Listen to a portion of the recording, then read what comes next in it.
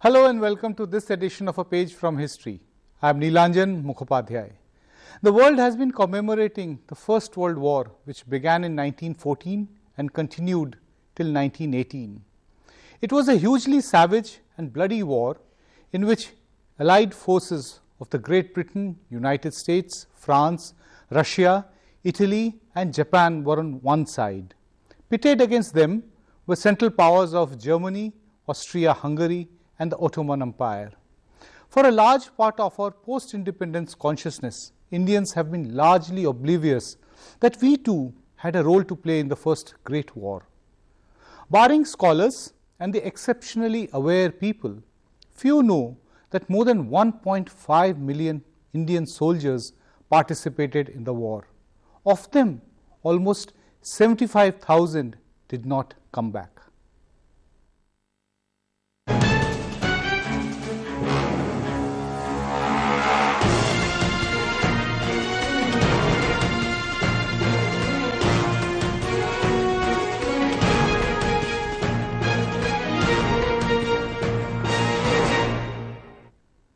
It was a tough war for Indian soldiers. Mostly they had to fight on terrain they had never been to.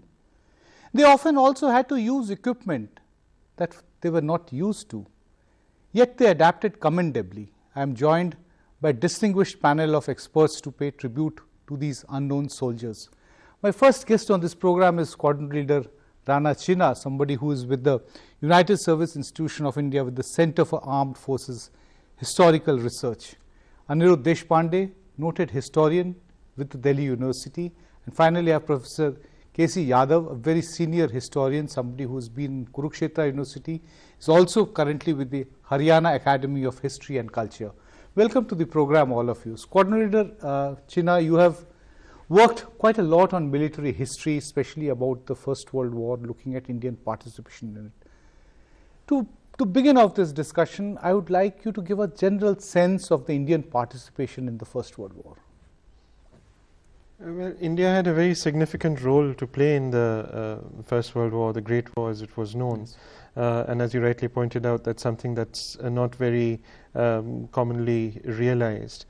Starting off from about 150,000 men, by the time the war had ended, we had over 1.4 million men, Indians who had served in the war. And of these, 1.3 million served overseas. Right. And we suffered about over 74,000 casualties. Right.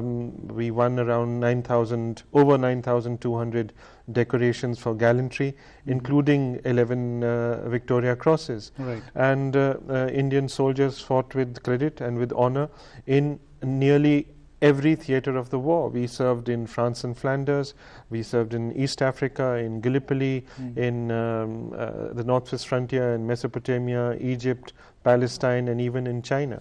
So it was a huge contribution and something that definitely cannot be ignored. So Indian participation was not located to just one sector, but it was virtually through the entire world, as the name World War, the First Great War or the World War was called.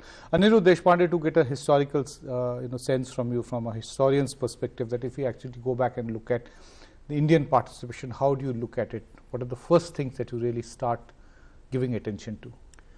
See, one of the first things which you notice about the First World War is the enormous amount of enthusiasm in the public, in Europe and in India about the war.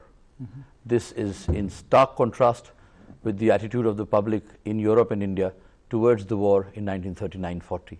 So that's the first big difference. The second important point which we must notice is that this Indian participation on a very large scale was also made possible by the fact that the Indian nationalists from 1914 onwards began to take an active interest in the recruitment process, which led to the recruitment of more than, led to the recruitment of thousands and hundreds of thousands of millions of people into the Indian army. And as Rana has pointed out, the army expanded from about its peacetime strength of 200,000 men to about 1.5, 2 million, 3 million people, all told throughout the war.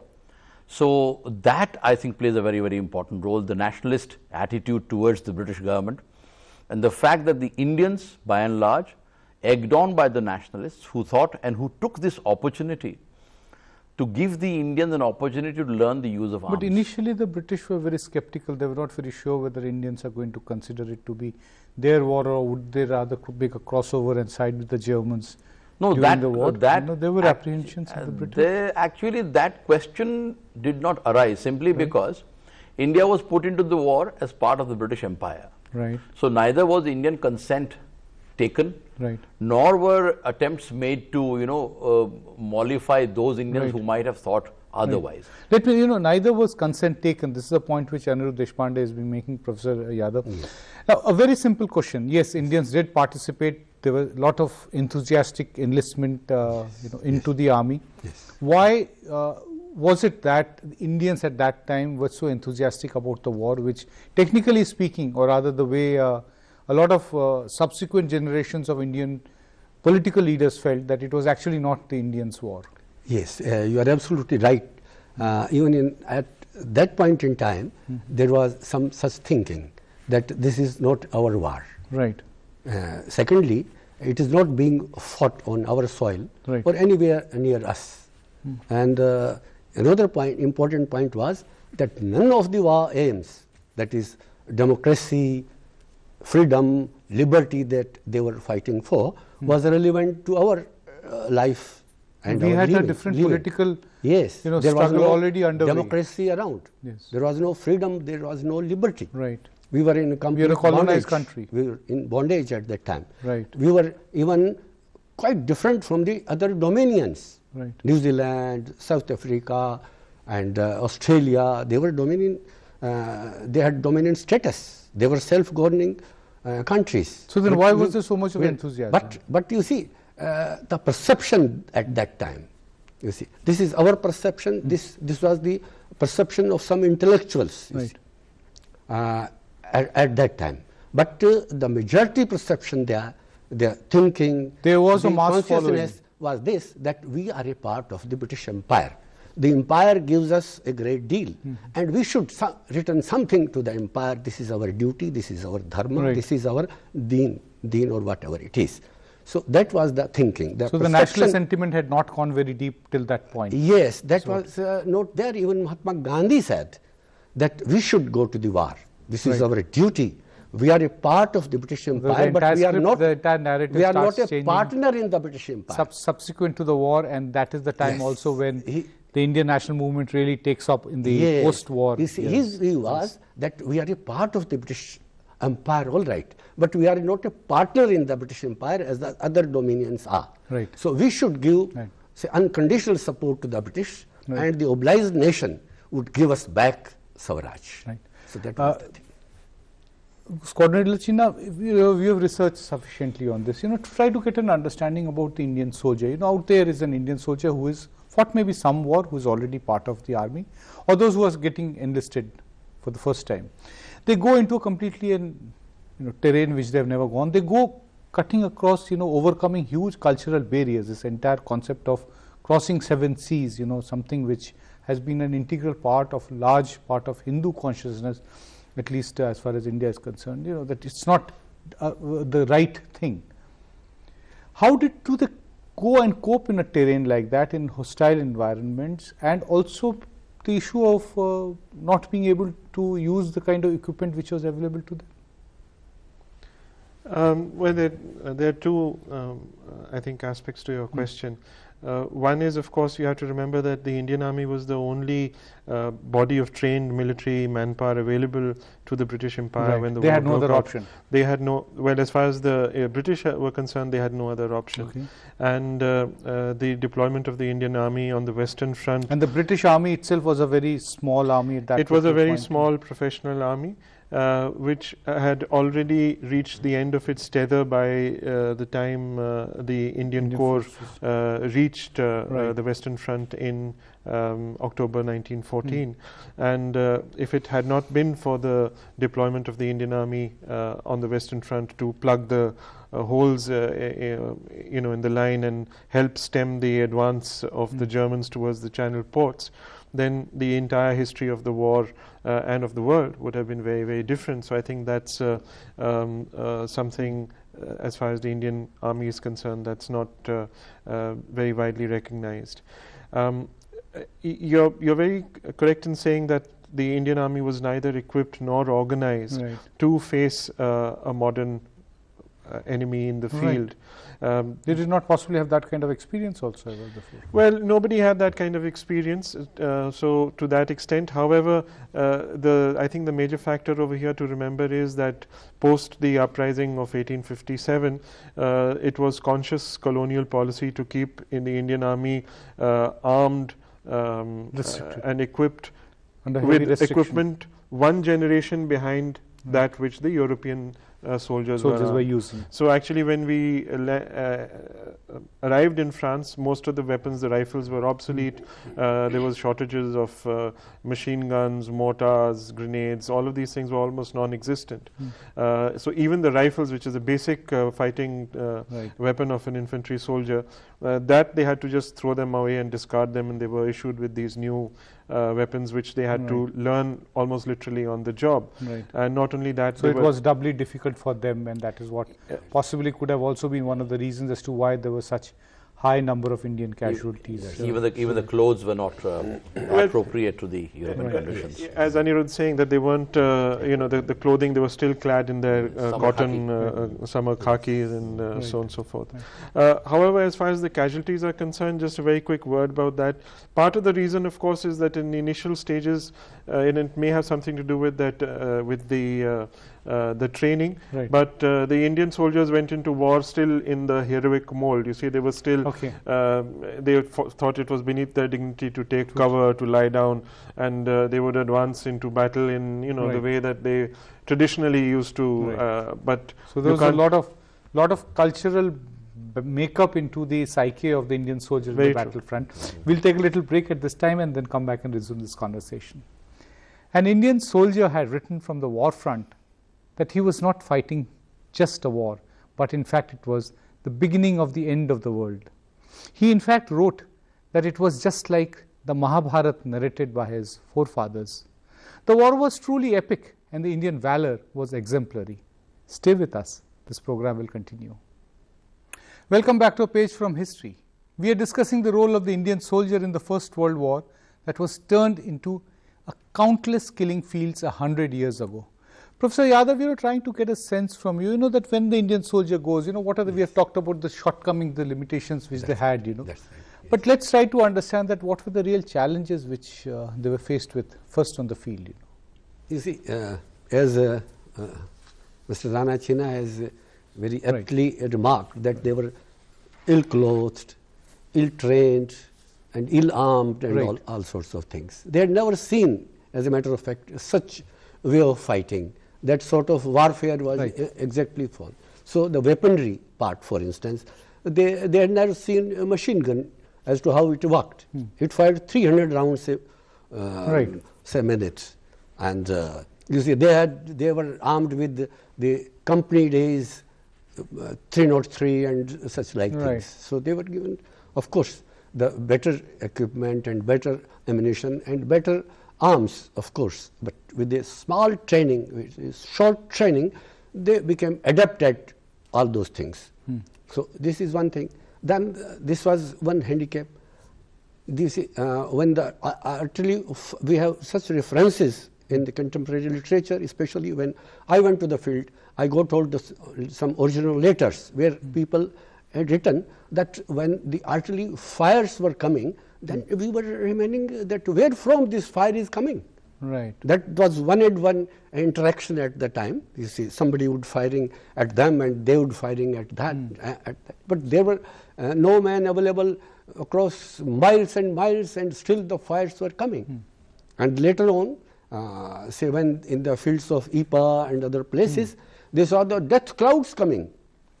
And when the clouds came, their nose were injured, their throats were gone, and their lungs were filled with poisonous gases. These were the gases. This is the chemical warfare which actually started. Yes. So they were in fact, the First World War, actually started the entire process of using chemicals in warfare. So that Anirudh Deshpande, to get a sense from you, that you move into the theatre. Now, which were the first major battles that they started really facing there?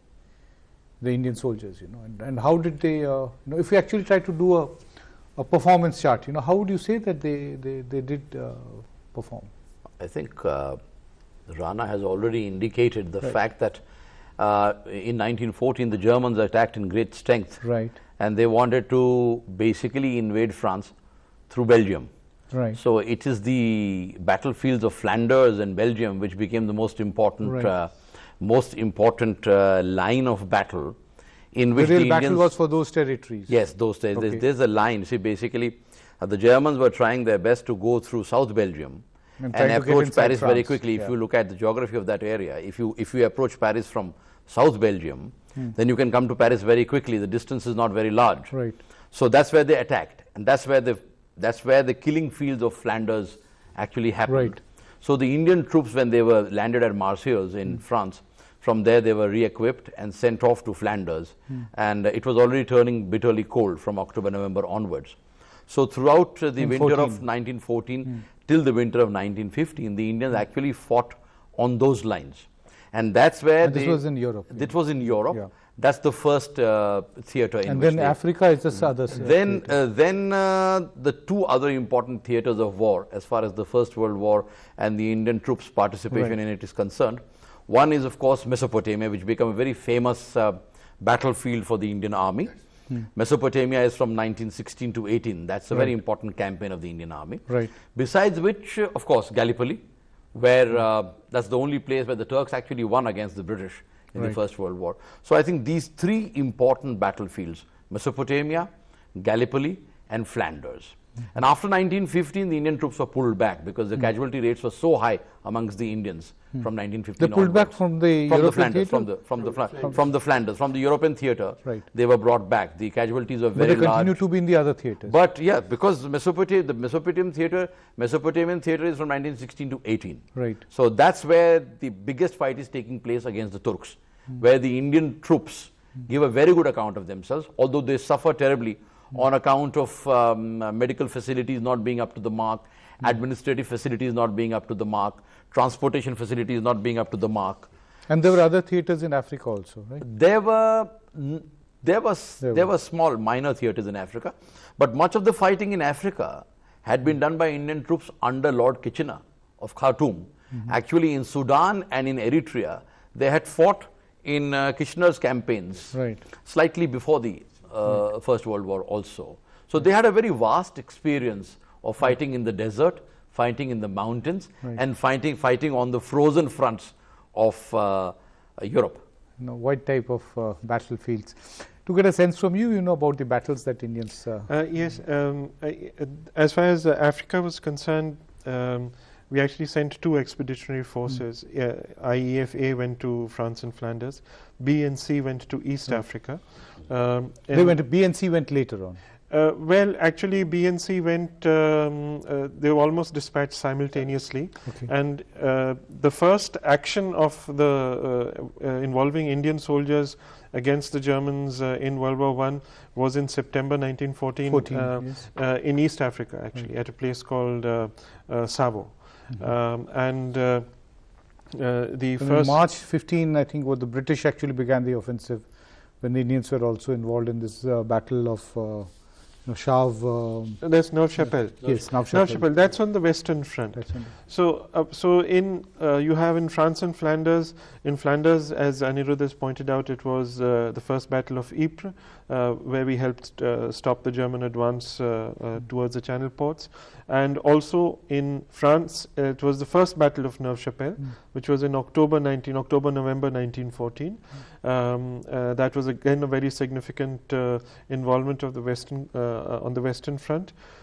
The first time that the Indian Corps is used as a composite unit on the Western Front was the Battle of Neuve-Chapelle, which was actually the second Battle of Neuve-Chapelle in March 1915. Right. That's the first time that the Indian Army on the Western Front was used as a composite whole, because what happened when they arrived in the autumn of 1914, they were sent off in penny packets to plug the holes, as it were, in the British line. So they weren't deployed as complete units, but as subunits. But Neuve-Chapelle was when they first saw action as whole Indian units, and they demonstrated once and for all that the Indian soldier was second to none. They also helped to demonstrate that the German line could be, the German positions could be captured, they could be broken. Yes. And so that would have been a tremendous morale booster for the Indian soldiers. It definitely was. And then, of course, in almost 100 years ago to the day, on the 22nd of April 1915, you had the second Battle of Ypres, which was fought again in Belgium. Where poison gas, as Professor Yadav was used for the first time. Right. And once again the Indian Army was now rushed up to plug the gap, because there was no defense. The Allies were unprepared for that, and when these gas clouds came in, that entire the French colonial troops and the troops that were holding that position of the line, they just they broke. They either died or they ran away. I mean, it wasn't. They couldn't do anything else. So then they had to rush the Indian corps. So how did the Indian soldiers cope with it then? The Indian soldiers are actually told to urinate onto the edge of their pagadis and wrap them around their faces in case they were faced with a gas attack from the German side. So, or they were provided with, I think, bicarbonate solutions. Did these measures help? Be of any use to them? I don't. No. I doubt very much. But we did win a Victoria Cross in the second, because when the Indians arrived, the Germans again opened the gas cylinders on the 26th. We did suffer a large number of casualties, but in spite of that, I think the line held, and it held once again because of the Indian Army's participation. So the sheer bravery which actually possibly enabled them to hold the line. Professor Yadav, moving on slightly, you have spent a lot of several decades studying history. Right. Military history is not your, as you were saying, is not the primary area. That how did you get interested? This is not your basic field. Yeah. But you are known as one of the leading authorities in studying of Indian participation in the First World War. What really drew you into this particular sector? You see, I'm deeply interested in military this aspect of military history. That when the soldiers were fighting, the war, that is one aspect of the story. The other story is when they were off the field, when they came to their country, to their homes, and then from there was a great transformation. From a soldier, they transformed into a very powerful agent of social change. See, from Haryana, for instance, there are villages who sent about 250 Jawans at one go, and there, I think there are about more than 130 villages which sent more than 100, recruits. You see, during the First World War, they came back. There was demobilization. A lot of soldiery was there in the villages, and they were agents of social change, great agents of social change, and they brought about social change. You see, they went for education, for instance. They had seen in Europe and elsewhere as to how education was working wonders there, doing miracles, and why these people were so advanced, why there was cleanliness everywhere, why everything was speak and span there, and why they were advanced and they were a sort of affluent, they said. Then they analyzed things. They could discern so many things, and they were inquisitive minds as they were. You see, they came with great learning, and they said that why don't we do these things back home here?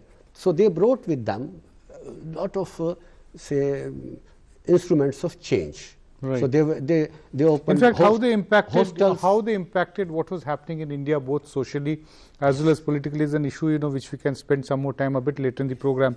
But Anirudh Deshpande, to get some sense from you, if you look at various assessments of the First World War, various military historians, there is one section, one very strong opinion, internationally, which says, that Indian participation was extremely amateurish, that they really could not really achieve anything very significant. Yet there is also a separate school which says, what Rana Sinha has been saying, that yes, they did, leave a very definite imprint in the First World War, and actually caused several significant watersheds can be linked to Indian soldiers' participation. Yeah, actually, the story cuts both ways, because what can be said about the Indian Army in the First World War, and as Rana pointed out, this is the kind of war, this was the first total war in history. Right. That's why it's called the Great War. Right. It was not like any other border skirmish or a border war between No, this two is not a countries. small little It's a war in which... It's a full-fledged war. It's a full-fledged war in which... Involving millions of people. Involving not only involving industrial economies which have converted their economies into war economies for 4 years. First time the use of such air power. Yes, first time the use of air power. The scale of artillery was immense. The mortars, the heavy guns, the field guns. Some of the field guns were enormous. If you look at the field guns kept in some of the museums in Europe, you cannot imagine the scale. Some of these guns are as large as this building. I mean, there were guns which had to be carried, which actually required an entire train to be carried. And many of these guns were reused in the Second World War. Really, the scale was very large. Very large. And the Indian Army, frankly speaking, the Indian Army had never faced such bombardment in its entire existence. Well said. We'll take a little break at this point. We'll come back and once again resume this conversation. Sadly, allegations had been made, as we were talking about, that Indian soldiers often feigned injury to avoid the battlefront. But official investigations conducted later on proved that there was no evidence to support this claim. Stay tuned in. This program will continue.